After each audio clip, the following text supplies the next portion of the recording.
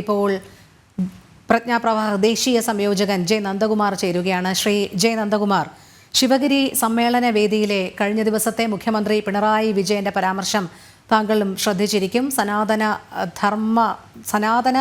ധർമ്മ വക്താവല്ല ശ്രീനാരായണ ഗുരു എന്നുള്ള രീതിയിലായിരുന്നു അദ്ദേഹം പരാമർശം നടത്തിയത്. വലിയ രീതിയിലുള്ള പ്രതിഷേധ സ്വരം അതിനുശേഷം ഉയർന്നു. ഇപ്പോൾ BJP ദേശീയ നേതൃത്വവും ഇതിനെതിരെ വിമർശന സ്വരം ഉന്നയിച്ചിരിക്കുകയാണ്. താങ്കൾ എങ്ങനെയാണ് കാണുന്നത്? ശ്രീനാരായണ ഗുരുദേവൻ സനാതന ധർമ്മത്തിന്റെ ഹിന്ദുധർമ്മത്തിന്റെ ഒക്കെ വക്താവ് അല്ലെങ്കിൽ പിന്നെ എന്തിന്റെ വക്താവായിരുന്നു? കമ്മ്യൂണിസത്തിന്റെ വക്താവായിരുന്നു.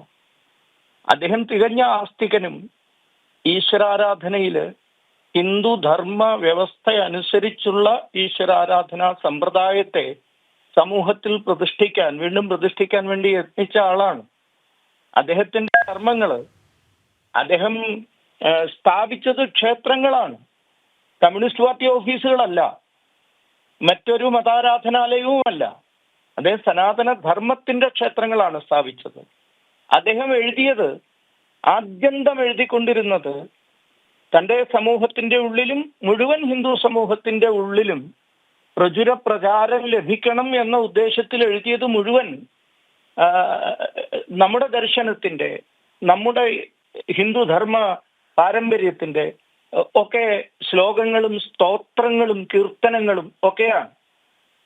ഇങ്ങനെയൊക്കെയുള്ള പ്രവർത്തനങ്ങളിൽ ഏർപ്പെട്ട ശ്രീനാരായണ ഗുരുദേവനെ ഇങ്ങനെ മതേതരവാദിയായിട്ടും സനാതന ധർമ്മം അല്ല അദ്ദേഹം പ്രതിനിധാനം ചെയ്തതെന്നും ഒക്കെ പറയുന്നത് സത്യത്തിൽ കമ്മ്യൂണിസ്റ്റ് പാർട്ടി ഇപ്പോ ചർച്ച ചെയ്യപ്പെടുന്നത് പോലെ ഏതൊക്കെയോ സംഘടിത മതവിഭാഗങ്ങളുടെ വോട്ട് മോഹിച്ചാണ് എന്ന് മാത്രമാണ് പറയാനുള്ളത്.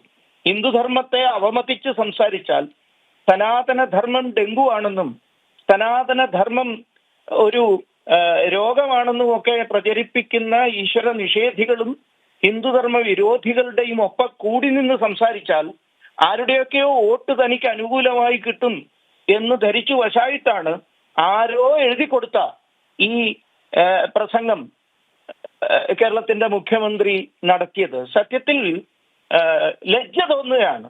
ഇത്തരമൊരു ധർമ്മവിരോധി, ഇത്തരമൊരു ധർമ്മനിരക്ഷരൻ നമ്മുടെ കേരളത്തിന്റെ മുഖ്യമന്ത്രി ആയതിൽ ലജ്ജ തോന്നിപ്പോവുകയാണ്. അതെ, വളരെ നന്ദി ശ്രീ ജെ നന്ദകുമാർ പ്രതികരിച്ചതിന്.